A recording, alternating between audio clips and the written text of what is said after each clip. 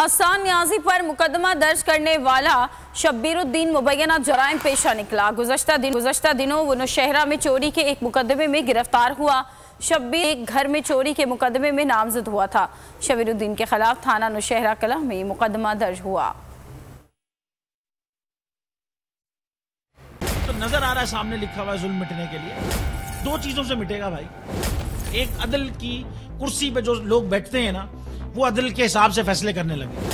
दूसरा, कौम निकल खड़ी है उस जुल्म के खिलाफ, तो जुल्म खत्म हो जाएगा। या इन दोनों में से कोई एक चीज हो जाए या दोनों हो जाए।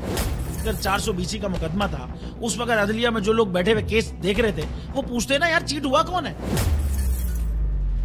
जब उनको दिखता कोई चीट नहीं हुआ, केस खत्म कर देते। तो जालिम जुल्म कर ही नहीं पाता। 9 जजेस ने नोट बिफोर किया मेरे केस को यार, 1.5 साल चला। शख्सी जमानत का केस, सेम केस इस्लामाबाद में कर दिया। एक ही इल्जाम पे 2 केस हो नहीं सकते भाई। मतलब 60 दिन का वक्त होता है। 102 दिन के बाद मैं जीत गया, केस बरी हो गया।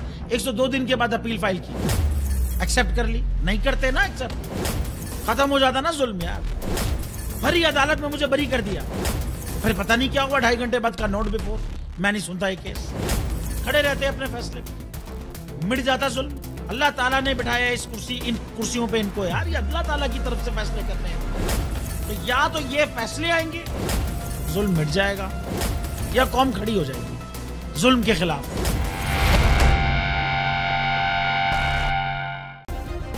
सब्सक्राइब करें और बेल दबाएं ताकि कोई खबर रह न जाए।